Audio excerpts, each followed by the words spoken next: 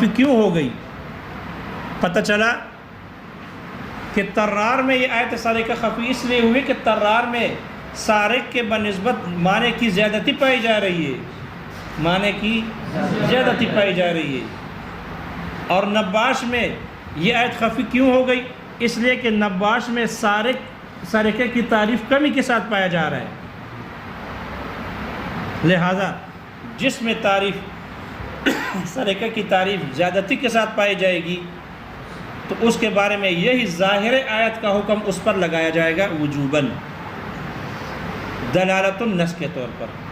اس لیے کہ جب سارق طرار کے مقابلے میں، دیکھو سارق چپکے سے لیتا ہے اور خفیہ لیتا ہے، مال محترم ہوتا ہے لیکن لیتا چپکے سے ہے، اور یہ جو طرار ہے یہ بدماش جاگے ہوئے آدمی سے لیتا ہے، تو یہ سارق سے بڑھ کر ہے۔ اس لیے اس میں جو سارقہ والا معنی ہے زیادتی کے ساتھ پایا جا رہا ہے، تو جب کمی والے معنی پر حد جاری ہوتی ہے، اس کا ہاتھ کاٹنا واجب ہے، تو جس میں معنی کی زیادتی پائی جاتی ہے تو اس میں تو بطریق اولا اس کا ہاتھ کاٹا جائے گا۔ اس لیے دلالت النص کے طور پر طرار کا ہاتھ کاٹ دیا جائے گا، اس لیے کہ اس میں سارقے کا معنی زیادتی کے ساتھ پایا جا رہا ہے۔ نباش کو دیکھا تو نباش میں سرقے والا معنی کمی کے ساتھ پایا جا رہا تھا، اس لیے نباش کا ہاتھ کاٹا جائے گا یا نہیں کاٹا جائے گا؟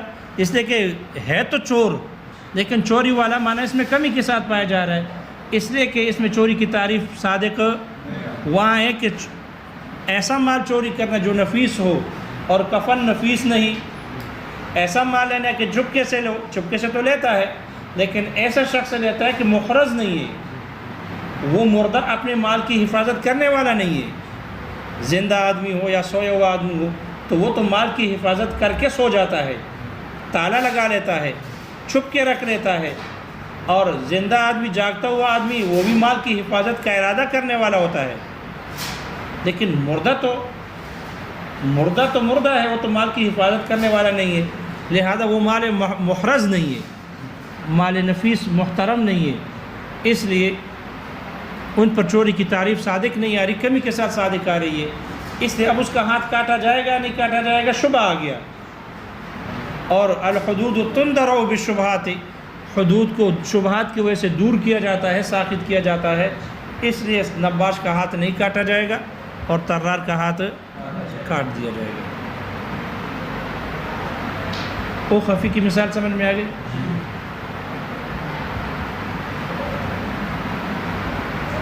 خفی کا حکم یہ ہے کہ اس میں غور و فکر کرے تاکہ اس کی مراد و پوشیدگی، تاکہ اس کی مراد معلوم ہو جائے کہ یہ جو ان خفی میں پوشیدگی آئی ہے اس کی وجہ کیا تھی، معنی کی زیادتی تھی یا معنی کی کمی تھی، تو اس میں غور و فکر کیا جائے تاکہ اس کی مراد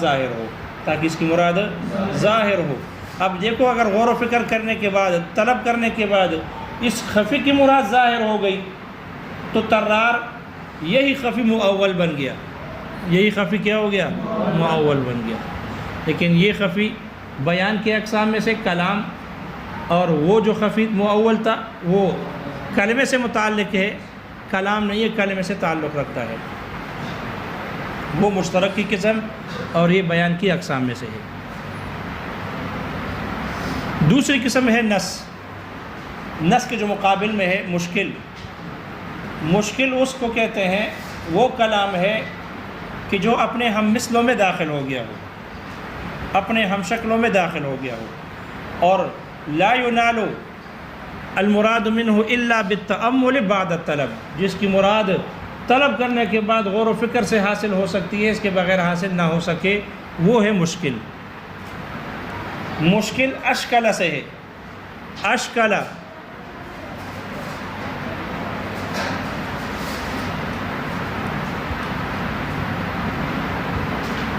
کا معنی ہے، اشکل الشیء کا معنی ہے اپنے ہم مثلوں اور ہر شکلوں میں داخل ہونا،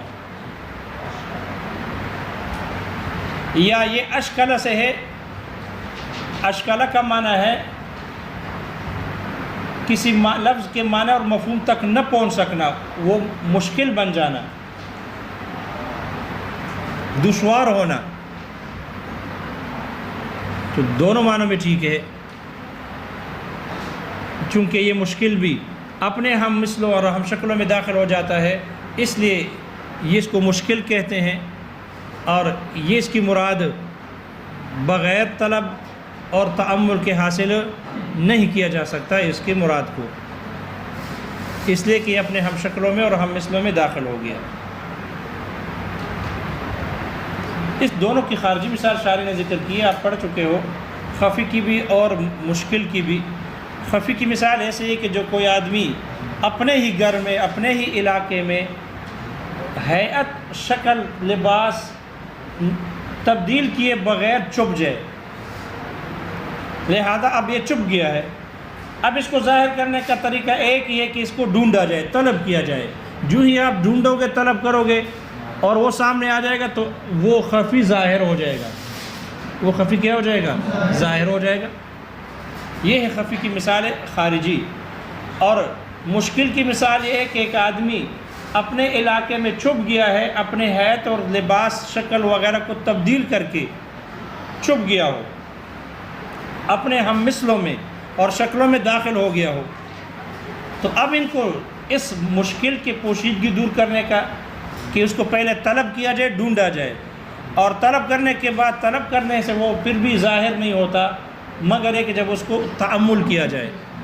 لہذا پہلے کسی اور شکل اور رنگ کا تھا، پینٹ شرٹ پہن کر، داڑھی اور مونچھ مونڈ کر بازاروں میں گھومتا تھا، بڑے بڑے بال اور پف چھوڑ کر بازاروں میں، منگل بازار، اتوار بازار میں یا جمعہ بازار میں ہوتا تھا۔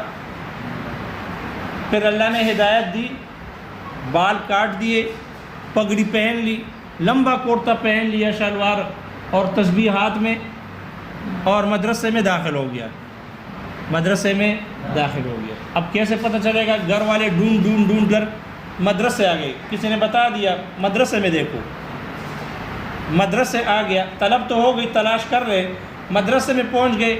اب مدرسے میں سارے پگڑیوں والے، سارے ٹوپی داڑھی والے، سب کے لمبے لمبے کرتے۔ اب ان کو غور و فکر کرنا پڑے گا کہ ان میں ہمارا والا کون سا ہے؟ یہ سارے ایسے ہیں، ہمارا والا کون سا ہے؟ لہذا صرف طلب سے معلوم نہیں ہوگا بلکہ تأمل کی بھی ضرورت ہوگی۔ تأمل کرے گا کیونکہ اس کی شکل بالکل، ان کے ذہن میں تو خاکہ کچھ اور ہے اور یہاں کچھ اور ہے، اس لیے طلب کے بعد تأمل کر کے وہ خفی، وہ پوشیدگی دور ہو جائے گی، وہ ظاہر ہو جائے گا۔ اور کچھ سمجھ میں آ گیا؟ وہ پوشیدگی دور ہو جائے گی اور وہ کیا ہو جائے گا؟ مراد ظاہر ہو جائے گا۔ مشکل کی مثال دی ہے جیسے کہ آپ پڑھ چکے ہو، فَأْتُوا حَرْثَكُمْ أَنَّا شِئْتُمْ، فَأْتُوا حَرْثَكُمْ أَنَّا شِئْتُمْ، اپنے کھیتی میں آؤ جس طرح چاہو۔ أَنَّا شِئْتُمْ، کلمہ انا، ایک کلمہ انا مشکل بن گیا، کلمہ انا کیا ہو گیا؟ مشکل بن گیا کہ یہ کلمہ انا کس معنی میں ہے، اس لیے کہ قرآن ہی میں تو یہ انا کا کلمہ دو معنوں میں آیا ہے۔ کلمہ انا بمعنی عین کے ہے۔ حضرت زکریا علی نبینا وعلیہ السلام نے فرمایا، یا مریم، بی مریم کو فرمایا، من انا لکی ھذا، کیونکہ وہ محراب میں بیٹھ کر، مسجد میں بیٹھ کر ان کے سامنے بے موسم پھل حاضر ہوتے تھے، تو حضرت زکریا علیہ السلام نے ان سے فرمایا کہ من انا لکی ھذا، اے من این لکی ھذا، انا بمعنی این، کہ یہ بے موسم پھل آپ کے پاس کہاں سے آتے ہیں؟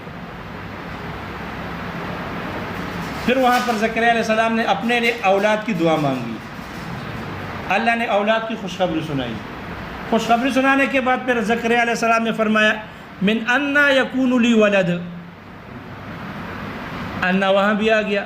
اب وہاں اینا والا معنی نہیں کر سکتے کہ میرے لیے بچہ کہاں سے آئے گا، کہاں سے آئے گا؟ پڑوس سے تو نہیں آئے گا، بیوی سے ہی آئے گا، اپنی بیوی سے آئے گا۔ یہاں اینا والا معنی ٹھیک نہیں بن رہا، یہاں معنی کیف کے معنی میں کہ میرا بچہ کیسے ہوگا، ہم تو عمر رسیدہ ہو چکے دونوں، اب ہمارا بچہ کیسے ہوگا، کیف کے معنی میں۔